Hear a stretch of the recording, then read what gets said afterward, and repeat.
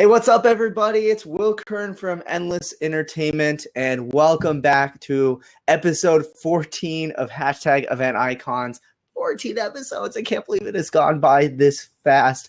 Super duper excited to be here because we're talking about one of the coolest technologies I absolutely love, RFID technology. But before we get into that, what is Hashtag Event Icons? Is this your first time tuning in, learning a little bit about the events industry? Well, Hashtag Event Icons is kind of your chance as the audience to ask questions of the industry experts, the industry icons of the events industry. And this show is not just me interviewing our guests and saying, hey, ask the questions on your own time with messaging. Nope. Right now in live in the chat, you guys will be able to ask questions of our awesome guests and be able to chat with them a little bit and learn what you want to learn. So the show is not about me. It's about you, the audience. So definitely, if you have any questions at all, right in the right-hand side in the chat pane, if you type /Q, you will be able to post your questions, and we'll be happy to answer them. And while we're kind of getting started, we'd love to get as many people in here as possible so we can share this out and get as many people in the conversation. So if you guys all want to take just a quick second, on the left-hand side, there's a share button. Click on that, post it on your Twitter, post it on your Facebook, and we'd love to have your friends in here with us as well. So yeah, we do this monthly. If you stay tuned to us on Twitter and also on the blog, we post the dates when they're going, but typically it is on the third Wednesday of the month. So definitely tune in, and we'd love to have you here. But without further ado, we got to get this started because this guy's a legend in RFID technology.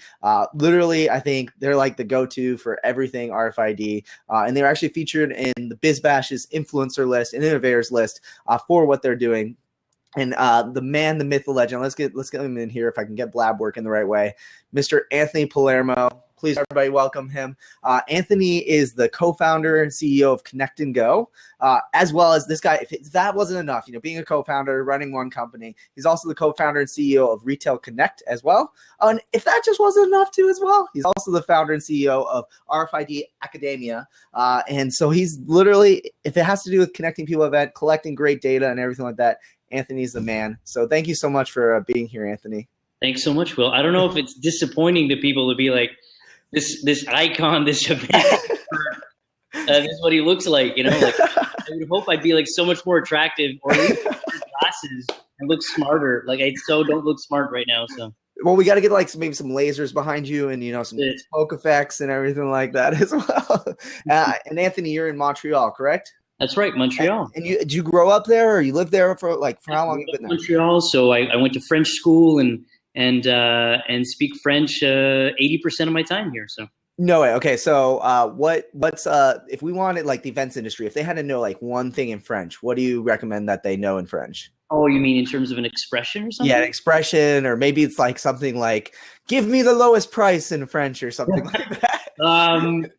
I think honestly, we Quebec is a really funny place because when you go to France, they've really anglicized many terms. So in France, they say weekend, they say hot dog, they say hamburger, they say in French, they will use the English terms. In Quebec, we are so stuck on preserving our language that we use more French than people in France do. So we will say des chiens chauds, des hambourgeois, and we will say la fin de semaine. So instead of weekend, which everyone says. So even in France, people from France come here and they're like, oh my God, you're so French. So French compared to us. So, yeah. Awesome. Okay, so be prepared if you're doing events in Canada and Quebec that you gotta be really French. You gotta know a little bit of French, yeah. Awesome. Very cool. Awesome. Well, we're not here to talk about the beautiful French language. Unfortunately, we're going to maybe save that for episode 15. But here we're talking about RFID technology and everything like that. Before we even jump into it, I'd love to hear kind of your backstory. What made you become the icon that you are today? Tell us a little bit about what got you into the events industry and doing RFID technology. So I didn't really get into the events industry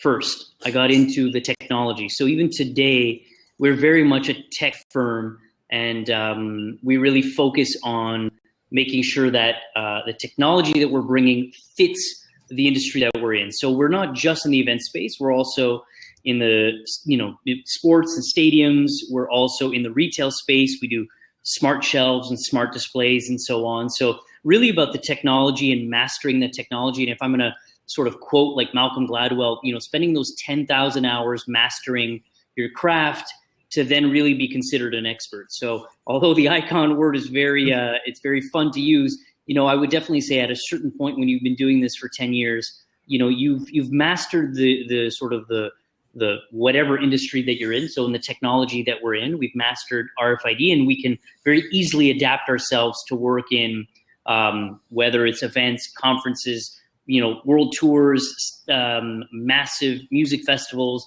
We did the Super Bowl in the spring. So when you get to that point and you're able to respond very quickly to a demand, is because you understand how the technology works and how you can very quickly be flexible to adapt yourself to any situation. Awesome.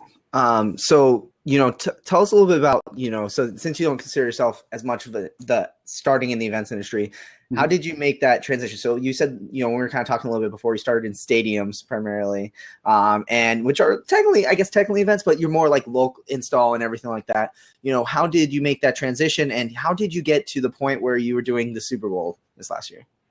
Well, the first thing is that 10 years ago when we started RFID Academia, it was specifically to respond to a demand that was in the market to use RFID, which is radio frequency identification, so really it's microchips in paper-thin labels, to put onto boxes and pallets and even people to control inventory coming in and out of warehouses, to control access for people coming in and out of buildings, to put on planes and to see at what point in the manufacturing process were they at.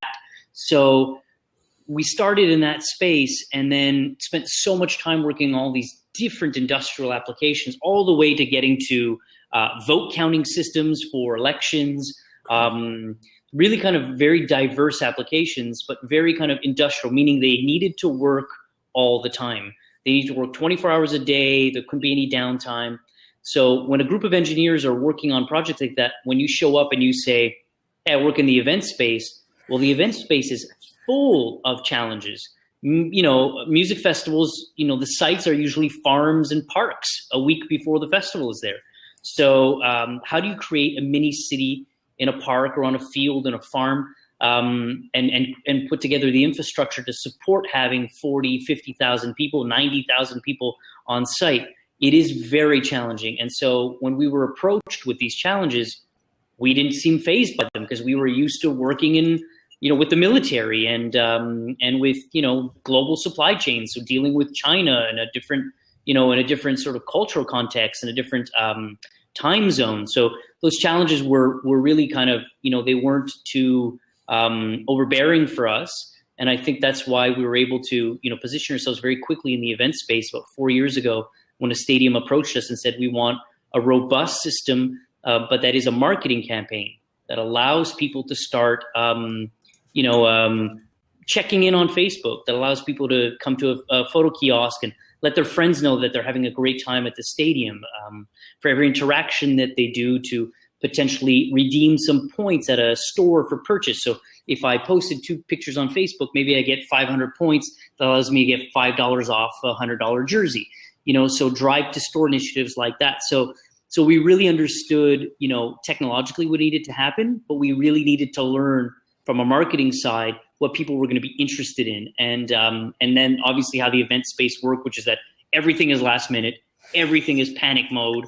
And so we had a good time. We had a good time adapting to that. And now I don't wear a shirt and tie anymore. I wear a polo. Awesome. I love it. I love wearing t-shirts. We're in an industry that is so anti-suit and tie. I love it. Yeah. I loved what you said about you relating your experience to building the infrastructure from a manufacturing standpoint and building like a city for these events. Very, very much on point. And I love that thought process too, as well. Kind of taking a step back because, I'm pretty tech savvy. I come from the AV industry, right? So I think naturally we're like the geeky kids that want to know about all the newest, latest, cool stuff. But for those who don't know, can you kind of explain what RFIDs are and kind of, what you talked a little bit about the original application is, and, people who are a little bit afraid as like, Big Brother kind of stuff. Can you kind of explain like what it is and what its application is for? Sure. So, I mean, the majority of people will use RFID on a daily basis. So the majority of subway systems use an RFID subway pass. We use Apple Pay is paying with the RFID that's in your telephone. Library books or books and bookstores in general, when you open them up and you find that little square microchip that's in it, that's used for EAS, so electronic article surveillance. So while you're passing those gates at the door and you walk through, it's detecting at about 3 feet distance whether there's a chip in there and has it been deactivated or not. So most people have kind of used RFID for the past 10, 15 years. And actually almost all of our debit and credit cards now have those little waves. Those little waves are RFID. It means that card has got a NFC chip in it. And so the NFC is a near field communication tag. And that tag means that you have to be close, near field. You have to be near a reader to tap it to be able to say, yes, I'm purchasing this product or whatever. So within RFID and the RFID family, you're going to find multiple frequencies: low frequency, high frequency, ultra high frequency, microwave. And so those frequencies, and when I say microwave, literally a microwave, like at home, is working on a frequency of, in a sense, not RFID, but RF, of radio frequencies. So in RFID, when you hear the term NFC, it's RFID. It's just 13.50 megahertz.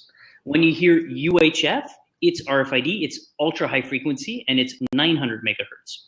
So the difference, and those are the two that we really use in events, NFC and UHF.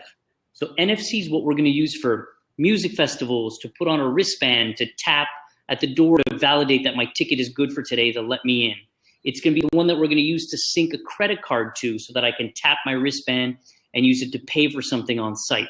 It is what we're going to use for multiple kind of uses, like sponsor activations, where I will link my Facebook or Twitter account to my wristband, tap at a kiosk, and it'll take a picture of me and post it on my Facebook. Or I'll come up to a camera, and that camera will take a picture of me, and another little scanner will scan my wristband, and it will associate that content to my wristband and post it on my Facebook or Twitter, as an example. So that's NFC. And the reason why we use NFC for anything interactive, anything that I need to definitely validate that it's me, is that I wouldn't want to use a technology that is detecting me at 5 feet away or 10 feet away. I want to be near. So I want to be at near field. I don't want to even use what we use at bookstores at 3 feet. I want to be a couple of inches maximum away from that reader. Mm-hmm. So when I come up, I am validating that it's. I keep showing my wrist here. I'm not trying to punch. He's got a chip in his arm, everybody. So I'm validating that it's me that is saying, yes, I'm coming. This is me, and this is my ticket that's coming in. Please, validate green light or red light. Am I allowed to come in? Yes, it's me that is paying for this. So at the end of a transaction, swipe my wristband so I touch and go. Which is why the name of our company is called Connect and Go. Awesome. So NFC is really what we're going to use whenever we want to interact with someone direct.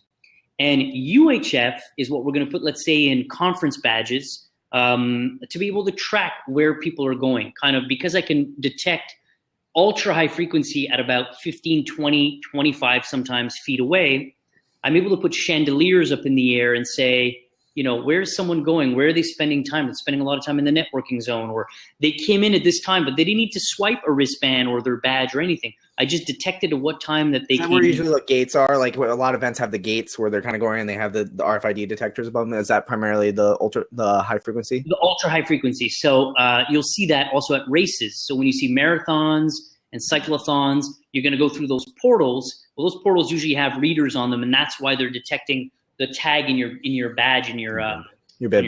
On your bib. That's it. So that's ultra high frequency.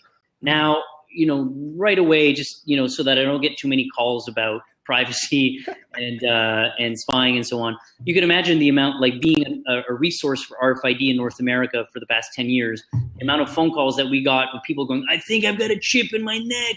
I came back from the hospital. I think they put something in my neck. Like, I got so many calls like that going, I don't know what to tell you. Yeah. But more importantly, what we put, those little grain of rice sized microchips that they put in pets' necks. Veterinarians primarily will put that in a pet's neck so that any veterinarian can scan it and see their ID, basically. Yeah, they're sort of the pedigree of, or the history of this pet's kind of a medical history. So that is low frequency, which means if ultra high frequency is at 35 feet away, 30 feet away or less, and NFC is at a couple of inches, well, low frequency is like almost touching. Okay. So, which means that they actually have to put a scanner directly on the pet's neck to scan it. So that little thing, there's no big brother in the sense that I can't track you from anywhere. There's no satellites that can track you.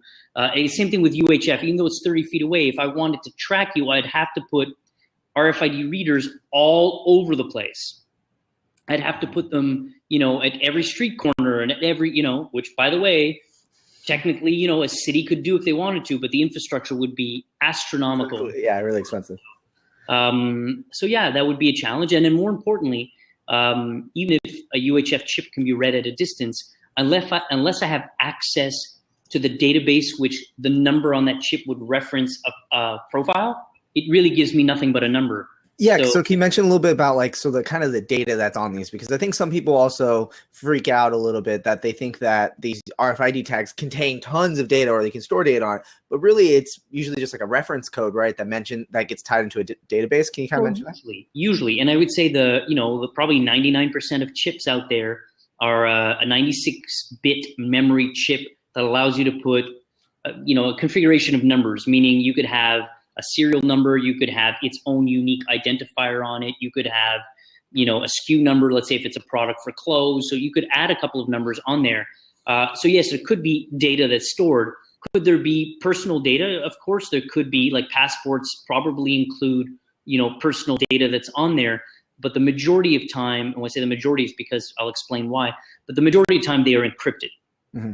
And so that data is encrypted, meaning only a reader that has the decryption key can decrypt that encryption and say and actually say what's written on here. Please tell me. Now I have this information. I can do something with it. So there are many levels of security that are put into place to protect the information that's on there. But at the same time, you have to understand what the risks are. And as an example, credit cards have the technology in the chip to encrypt it, but they don't. So Visa and MasterCard, as an example, don't encrypt it, even though they could. They don't, because the encryption process, the time to manage encryption keys and to actually physically encrypt, which takes a second, let's say, per card, would cost so much at 50 million cards issued a year that the actual payback compared to what's actually fraud driven from cards being cloned or whatever is so much less than actually doing it. They just don't do it. They'll take the hit. Makes more sense for them to just like pay off if someone's been, robbed of a couple $1,000s to just say, hey, here's a check for a couple $1,000. But it's a business decision that large industries have taken because it makes more sense to do that. So that totally makes sense. Okay, awesome. We talked a little bit about how there's small use. You almost talked a little bit about how different types of RFID are good for different scenarios. Can you talk a little bit about, just as a whole, we've heard some good stories. I think it was a couple episodes ago, we had the guys from Reed Pop here who did the RFIDs for New York Comic Con. And that was a big, obviously, story about RFIDs and how bad use of them. Right. For those who didn't watch those episodes, basically they set it up where as you walk through the gates, your Twitter account was connected to it and it tweeted out, said, I'm having so much fun at New York Comic Con. Well, turns out a couple of people weren't supposed to be at New York Comic Con and got in trouble. So obviously a bad use of it. And, they said, hey, sometimes you do things, you do it wrong. Do you have any good bad stories of use of RFID and things that people should avoid doing when using RFID? Well, definitely that. So, doing things that are not genuine or organic. First of all, Twitter, Facebook, Instagram, they all frown upon things that are auto-generated, They don't want you to tweet out something that you didn't tweet out. They don't want you to generate, an auto tweet. So we can do things like post content on people's Twitter walls and Facebook and so on. But as long as that content is of them. So I don't want to post just like, hey, look at this thing that look at this Pepsi sponsorship, activation booth that we have here when, it's so clearly not Anthony Palermo to post that. Why would he post that? So for sure there are guidelines, and kind of, I think at that point, it's a question of really sort of guiding your clients in the right direction and saying, we don't recommend you doing this. But a lot of people are still with those same things, which is like, we want a maximum of tweets, we want a maximum of reach, and so people, technologically we can do it, but it's not something that we would recommend.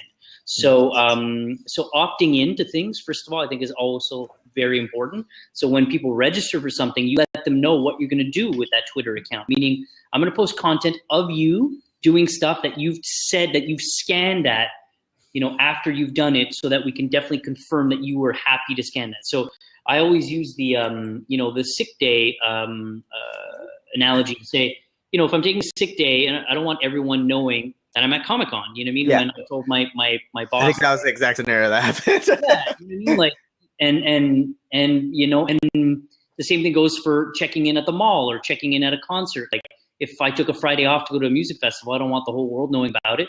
I might want them to know on Saturday. So meaning, like, I might register for the program, but I might not want any content to go up today. Mm-hmm. So by having an NFC wristband and saying, when you swipe, that's when we'll do it, well, it gives control over to the person. And it's not to say that we couldn't do everything in UHF. Mm-hmm. Do everything in UHF, detect at a distance, and do the same actions. But we don't find that that's very kind of friendly for the participant. Awesome. So I think a lot goes to it using a little bit of common sense to the fact that even though that this allows you to have an ease of, people basically being able to give this information, connect to it and everything like that, it doesn't mean that it should be easy almost. Is that needs to be some sort of effort that does need to happen as well. So that opt-in that you're kind of talking about. Well, it's kind of like, I think what happens is that, obviously sponsors get very excited by this. Marketing people get very excited by the idea of, Phoebe's here. To get very excited to sort of have a technology that's going to allow you to reach millions of people, or to reach into that person's network. They're really excited by stuff like that, but you can't abuse that relationship, because look what's going to happen. So backlash on social media is very quick. It's instantaneous when something like that happens. So it really puts a damper and a gray cloud over the event. And you really want to avoid all those things. So we're very careful about recommending and guiding our sponsors and kind of taming their expectations a little bit, like keeping them in check. So yes, all of this is possible, but we really don't recommend that. And, it's your choice if you want to do it, but we also don't want to be responsible for all that kind of, negative kind of feedback that people say, I came there, I used RFID, and I've been, an evangelist for RFID for 10 years. So the last thing I want to do is have people using less RFID. So. True. Very true. That's very true. Do you have any good examples? I mean, definitely, because you guys have had so many amazing clients that you guys have worked with. Any examples of cool, creative uses of RFID? Because I think everyone's seen kind of the archways that track, attendance, you going into the zone and everything like that. Maybe people have started to see with Disney, especially with Disneyland, Disney World, they're doing it now with the payment system right on your wrist. Yeah. Do you have any others seen any cool uses of RFID and unique ideas? For sure. I mean, I think that it's probably broken down into 50% really cool ROI-driven operational ideas, and 50% kind of wow factor cool ideas. Okay. So, the operational stuff is like when we start to really create value for a client. So as an example, you come to a music festival and one of the large national car brands are there, and someone could swipe the wristband at a kiosk and schedule a test drive for a specific car on a specific day at a specific dealership. If you're able to provide that, that's really cool, because it's exactly what they're looking for, is to drive to dealership. So ideas like that are always super valuable. So they're great ideas, and they're very valuable for sponsors and for kind of the operational. So they have a specific objective when they go to any event, it's a car show or this or that, is to get people to sign up for a test drive. Because the more test drives you get, the more chances you have at buying. The more drive to store, the more people that come to the dealership, the more chances they have sitting down there and closing a deal. So that's a really kind of like, a really fun part of the business that we do, is find very specific things that are going to provide, justifiable return on investment for our clients. Cool. The other side of the business is when you come into the really cool stuff. So the really cool stuff. This is what everyone loves to talk about. So the really cool stuff is when we get into a little bit more intelligent layers of technology that's laid onto RFID. So if I look at RFID from access control or cashless payments, it's really me just doing a transaction. Like I'm purchasing something, or I'm transacting with a ticketing company, and I'm entering a site. So it's very transactional. But when you get into, as an example, swiping my wristband and launching something because my wristband was there. So because I'm Anthony Palermo, and I know that you are this age, and I know that you like this drink, and I know that you like this type of music, and I can personalize the experience right there. Well, you become, like I'm talking a lot about festivals because we do a lot of festivals, but you become the headliner of the festival. So if Anthony Palermo comes in, and you might not do this for every single person, but you're the winner right now. We're going to put your name in the same ad mat as the headliners on the giant screen. We're going to put your picture. We're going to put your favorite song. We just created your personal concert where you're the star of it. So that's kind of where, starting to do really cool stuff, is a lot of fun. Just like when we did a massive water gun fight where people had helmets and GoPro cameras on their helmets, and they did water gun fights. And when they got off the water gun fight field, they would swipe a wristband, and that POV footage of their water gun fight, amongst their friends, gets posted to their Facebook. So people are seeing their point of view water gun fight, getting blasted in the face and so on. So really kind of, the sky is the limit in terms of imagining the activation. What we come and do is the connection between that activation, the person, and the content that is shareable on social media. Awesome. As well as collecting, the data too, like you were talking about on the ROI side. That data that you guys are collecting is immensely powerful. Yeah. We're talking about all the time, for example, all these conferences. We have do a lot of corporate events where they're wondering how can we maximize what sessions, where people are, not causing congestion at these Comic-Cons that we're doing all over the place. So it seems like definitely it can come in helpful for that as well. Conferences seem to be asking something very specific. They're looking for, what time are people coming? What time are people leaving? What conferences are they going to see while they're here? How long are they staying at those conferences? Some conferences ask that we certify that you came, like, an engineering conference or whatever, where you actually have to take a training. Like for credit courses. Yeah, credit courses. So where you're able to actually certify that person came. It seems to be very kind of exciting for conferences. And then also anything to do with creating a better lead generation experience. So I'm coming to a trade show, and I'm going to swipe at this exhibitor who's going to scan. What he used to do is scan a barcode on my badge. Now he scans my RFID on my badge, but I automatically get an email of the e-brochure, so I don't have to pick up the brochure anymore. And at the same time, at the end of the day, I'll get a sort of a summary of all the places that I visited. So just giving me, a kind of a recap. Oh yeah, that's right. I visited those guys and those ladies and these people. So it's really a fun way of just taking the trade show experience and bringing it to another level that we're seeing more and more with the use of RFID. Awesome. Have you guys seen it as well where it's been used for connection between attendees as well? So for example, with the technology, especially with people's phones having an NFC in it now, they can go up and tap their phone to some badge and get their person's contact information and connect with them. Have you guys done that before? Yeah, absolutely. And I think that, so my stance on this is that I don't find that the solution is perfect yet, or that is sexy enough for us to sell it. So when I do a conference and we're doing access control, and we're doing cashless payments, and we're doing lead generation, and we're doing, interactions with a sponsor, whatever, sometimes they'll be like, oh, could you also do, a connect kiosk, we call it. And so we have the technology, we do it, but I'm still not sold that that's the replacement of business cards and sharing contact information.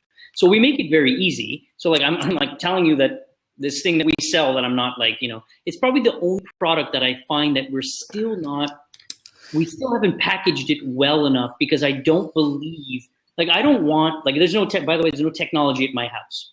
So at my house, I have no technology. I have no television, no Wi-Fi, no computer, no tablets, no microwave, nothing. So I live a life where I try and say wherever technology is included in my life, I want it to almost be invisible. So when we design our systems, we think the exact same way, which is that we don't want any friction. We want people to just find it seamless. And I find that, like right now, the way we do it is that you go up to a kiosk, you swipe your badge, someone else swipes their badge, click on connect, and we'll send each other's LinkedIn profiles as an example. Yeah. And you could use your phone to go up and scan someone's NFC, but as you know, you can't use the iPhone to do that yet. You can only use an Android device, and so that limits 50% of the people that are there. And in some conferences, it's 90% of people. Go to a marketing conference, everyone's got an iPhone. So go to an engineering conference, 80% of people have Android. So so it really kind of depends on where that's going to work. But I still haven't found a solution that I'm like whether it's our solution or someone else's solution that I'm like totally sold on. That's completely seamless. Yeah, that it makes it feel seamless. It doesn't make you feel gadgety. Like, hey, come here and I'm going to scan. Like, it just doesn't seem clean yet. It's not clean. So totally to be determined. Awesome. And I love that the idea of it being seamless. I'm like on the other spectrum. So for those who don't know, I am total tech guy in my house. So I like Hue bulbs, smart bulbs everywhere, Nest, Protect everywhere. I'm like Nest Cam, I have Amazon Alexa Echo and, all these things like that. And now you think about it, I think to myself, well, it's kind of seamless, but then there's always like some issues with it. So we're definitely getting there. So like, and products like Nest and Hue light bulbs, I believe in. I really believe in. And when I see stuff like that, again, it is seamless. When I come in and it detects me and it knows to set the temperature or knows to set the lights and certain things. I love stuff like that. I don't do it personally, but I love that stuff. And I think that it makes a lot of sense. And I probably am speaking because, we are the way we are because me and my wife chosen to sort of limit the amount of technology around our kids. Yeah, totally.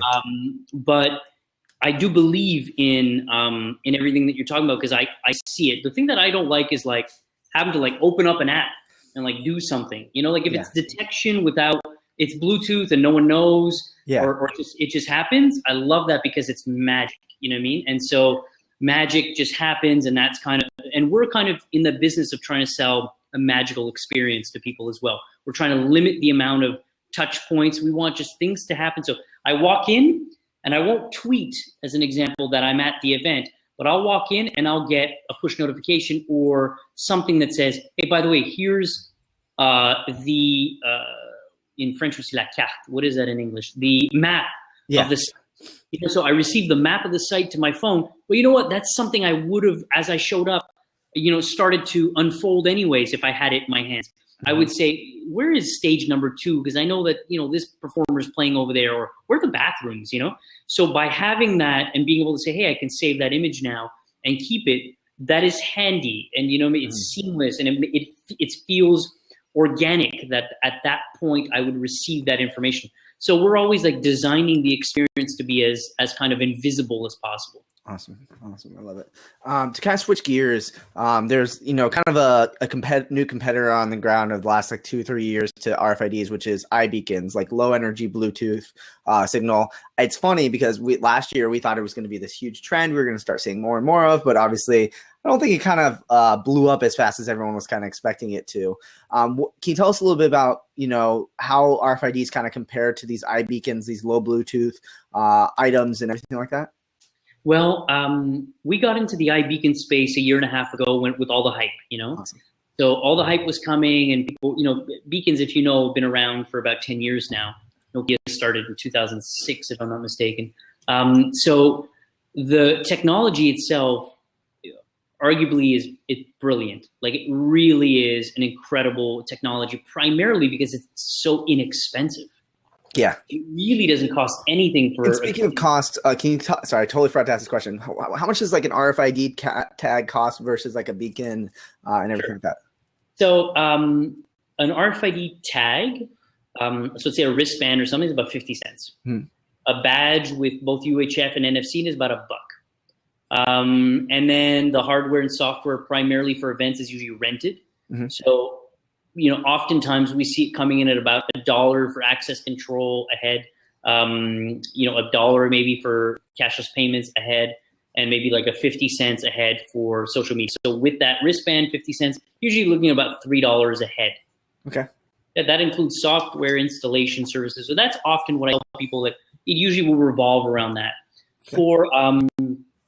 For iBeacons, when I say it's inexpensive, what I mean is that to develop the technology, someone, a high school student in their basement can develop an app that can speak to a beacon. It's not very difficult. So it doesn't require any kind of special, it doesn't require any engineers or anything complicated. So the cost, the barrier to entry is very low on the development side and the software side. Yeah, software, which is the big part of it. Mm-hmm. So beacons themselves, we actually built our own. You could build beacons, or you can purchase them, online, or find them in China. You can get from anywhere from $30 in the higher end to all the way down to $5 or $3 a beacon. So they're not very expensive as a technology. So if you're going to deploy them across a site and you need 100 of them, well, it's not very expensive. $3,000 of hardware is not really anyone's going to balk at that kind of budget. Mm-hmm. So it's not very expensive. And then developing it, you can do it in-house. So for us, we didn't really see what the value was for us to position ourselves in that, because what was the added value that we were going to bring? Like, were we going to start competing in the app space? It wasn't our niche. It wasn't our core. And beacons themselves, if I buy them at $30, I'm going to rent them at 15, 10. So we're not in the $10 rental space. So we didn't really see that from a business side that it made much sense. But there's definitely some incredible applications that have been developed using beacons, primarily to do triangulation and heat maps, to be able to see where people are going, what they're doing. There was a big kind of race about a year and a half ago, BLE versus NFC for payments. I think hands down, the fact that Apple went NFC, the big kind of holdout was that they weren't sure what Apple was going to do, because Android had decided, that NFC was the way 8 years ago. Yeah.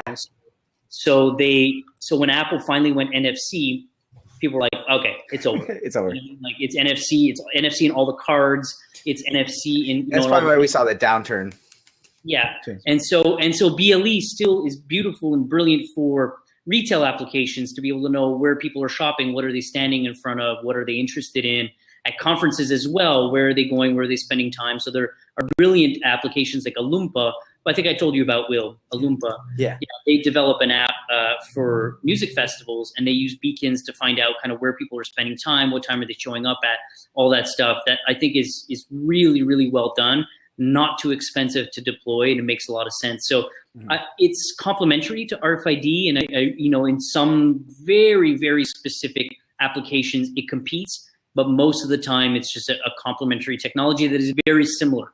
Cool. You couldn't use BLE to do access control. It wouldn't make any sense, because you can't be precise enough to say, is it Will or is it Anthony? That is there. If we're right next to each other, did I buy a 3-day pass or a 2-day pass, and we're right next to each other, the light is going to detect your beacon and say, okay, you had a 3-day pass, going to let you in when you only have a 2-day pass. Well, it works out for me. Awesome. Cool. So that's really good to know that they're very, very similar as well. So kind of moving towards looking at the future of everything. We talked a little bit about what we've done you guys have done in the past, and what cool things you've seen. What do you guys see as the future for RFID? Do you see any improvements happening to it, or are there anything happening in the industry that event people really need to know about? Well, I think that technologically, what we have to appreciate and also kind of understand is that technology has been standardized for the past, let's say, 10, 12 years now, meaning that the communication protocol for NFC is pretty much standardized, which is why Apple Pay will use it, which is why Samsung uses it, which is why all the NFC credit cards are using it. It's because the technology is extremely reliable. And the fact that it's standardized means that whoever manufactures, gazillions of manufacturers in China, not gazillions, but probably thousands probably of manufacturers in China that make them, because they're all following the same standard, which means that there's potential quality, levels, but in terms of it working, it pretty much always works, which is really, really what people enjoy about the technology. Now that you know that it works and it's reliable, the opportunity is creating your very unique experience and application around it. Like the fact that we now went cashless payments for events, like the fact that we have tons of social media interactions, like the fact that we have a very kind of very, very deep access control opportunities, like encrypting and encoding all of the accreditations directly to a wristband, as an example. So safety, like if I show up and I pass out at an event and someone scans my badge and they can find my emergency contact, or they can find my allergies, or any of that stuff becomes really, really exciting about all the potential applications that people can develop. And the only limitation that we have is your imagination. Cool. I love it. So yeah, Sean actually asked a really, really good question. I think to kind of take a step back from just RFID too as well, is that he asked, what tech are you most excited about in the next 24 months in events? Have you seen anything cool happening? I'm probably a little bit biased because, I'm so close to everything being direct to the person and wearables, that I would say that what's exciting me is people kind of exploring everything IoT, everything Internet of Things. So Internet of Things is not a technology; it's a grouping of technologies, and kind of is almost a philosophy, or it's a way of looking at things. So technically, we are at layer one or ring one of IoT when we're all using the subway with an NFC pass, because it's detecting that I'm there and I know that. So it's associated to Anthony, and Anthony's using the subway at this moment. So it's detecting. So it's using the internet to validate that this person is allowed coming there, and or using the internet to add credit to this badge. So it's a very simple way of looking at it. But when you go 3, 4, 5 layers deep, it becomes really interesting. Just like when you come home, Will, and Nest detects you, and the lighting detects you, and the sound, Sonos, and so on. All these things. When you group it together, you're playing within the IoT space. So when we were standardizing UHF RFID 10 years ago and working with EPC Global and all the standardization bodies to sort of create a global standard for it, we were talking about the Internet of Things. And even I was like 25 years old, and I was like, what the hell is everyone talking about?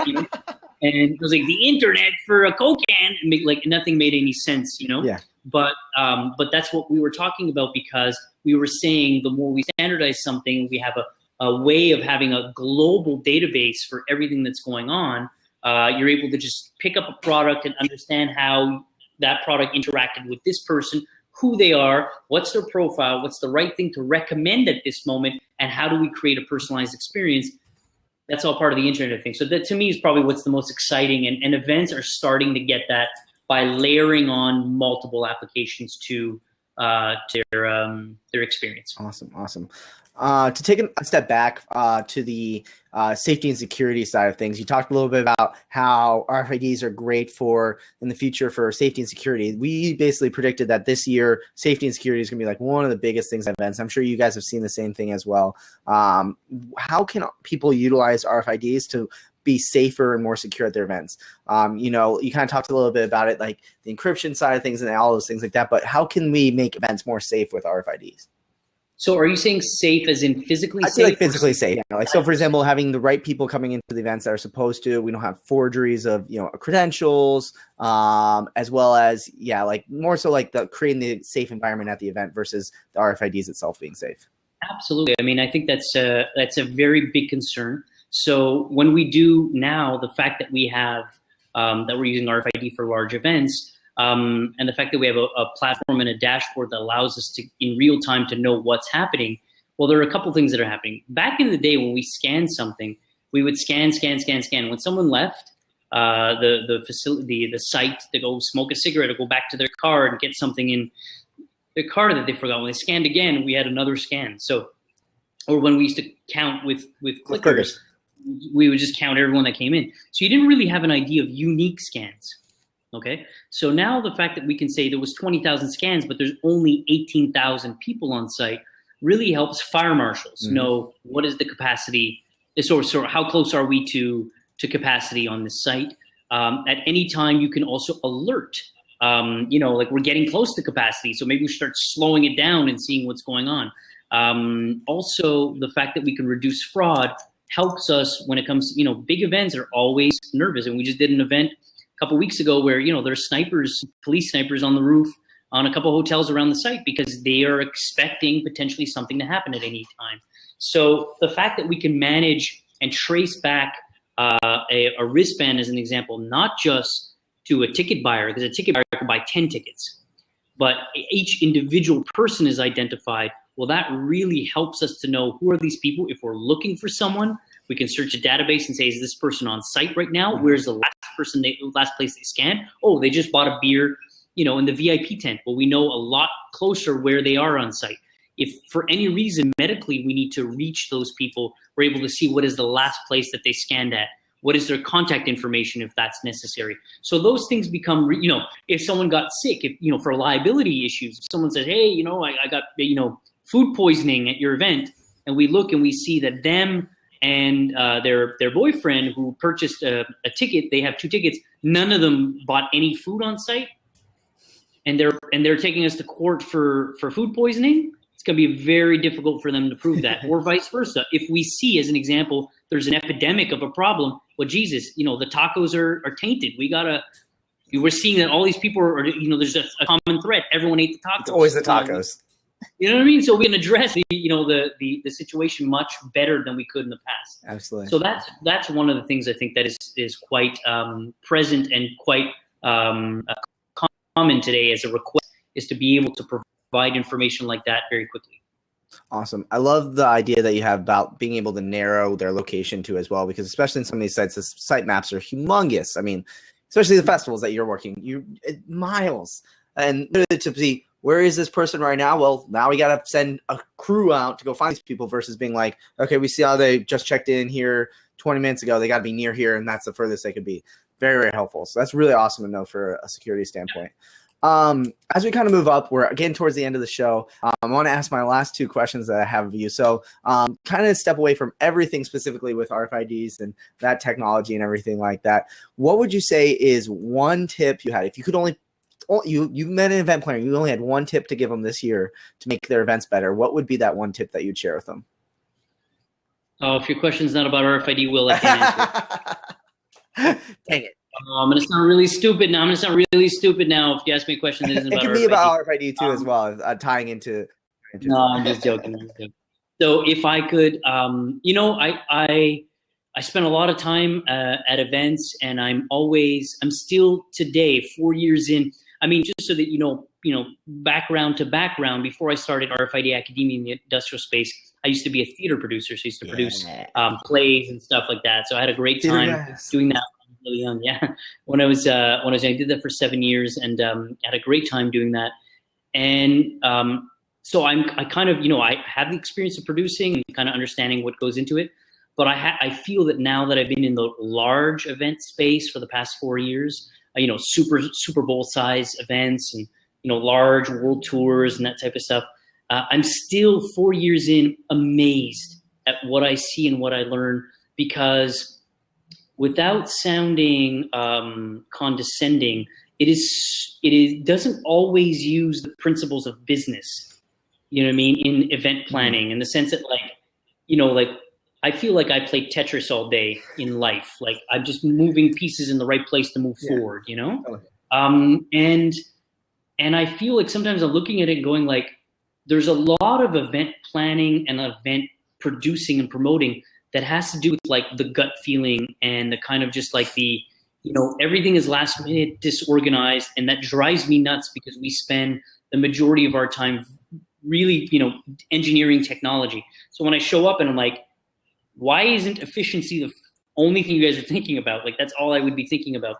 But I'm learning, and I admire, and I find it incredible to watch event planners and the event space kind of make it happen. They always make it happen, but it's also very kind of organic and kind of, malleable. And it just always happens. And I'm fascinated by it.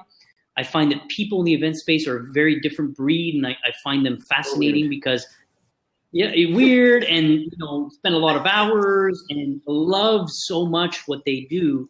It's beautiful to watch. So I'm always really like, as much as I can love RFID, it's a microchip. Like I'm not, I love the business, but I don't really care about the actual little, the 96-bit chip in there. It really doesn't do anything, So I'm really kind of, so if there's a tip, I'd say, if it can help, I'd say probably, focus on being as efficient as possible. It'll help everyone else around you. So.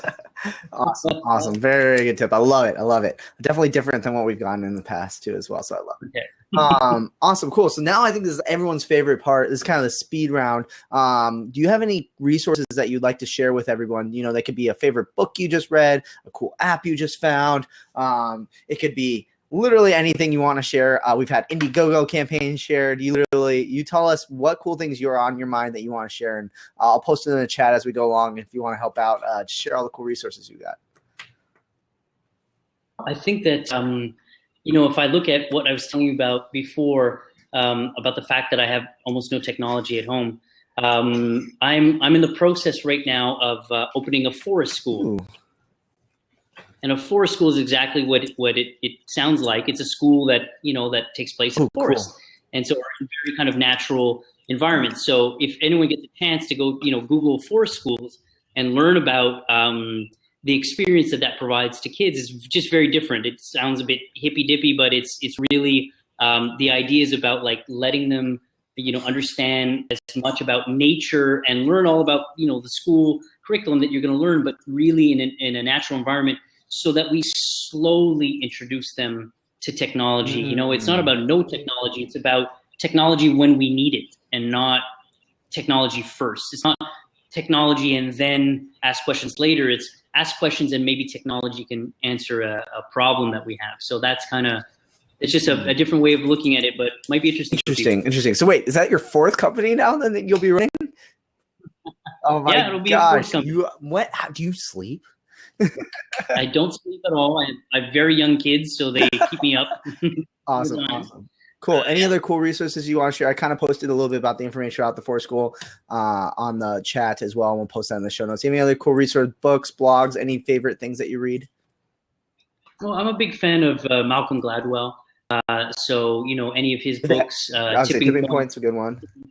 Yeah, Tipping Point's such a great book, and I could relate to so many of the things that I read in there, both from a business side and also just a personal side. So it's one of my favorite books that I read in the past year or so, and I read a lot of books. So that to me was one that stood out very much. And if you guys want to know more about RFID, there are companies like RFID Journal, which is a media site that talks about everything that's happening in RFID. RFIDjournal.com is a great resource for people to learn more about the technology, where it's going. They also have tons of IoT stuff there too, Internet of Things. Awesome. Cool. Very cool. Just copy and pasting is the last link in there for you. So awesome. Very cool. Really cool resource. I actually really like the diversity of it. And I want to say that you're the first person where I say share resources, you go like completely non-traditional with event stuff. So, which is really awesome, because I think a lot of times we get our inspiration from other places too, as well, like nature and everything like that. Well, people are spending all their time in the event space. So, you need to bring, we have a big sign printed on the ceiling of this building here that says we are living in the age of ideaship. And so we look at ideas as a currency, you know what I mean? So when people call me, they want ideas. And so we think that getting those ideas are not going to come from being stuck in the four walls of your industry every day. It's about looking outside of it. Awesome. Very cool. Very cool. Anything else that you want to share with the audience at all before we kind of sign off?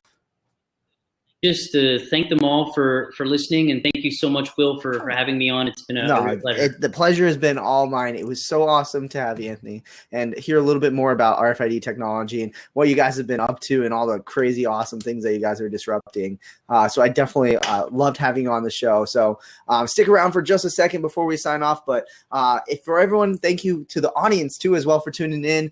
You guys are absolutely phenomenal for watching this month's episode of #EventIcons. Still getting used to the idea that's monthly.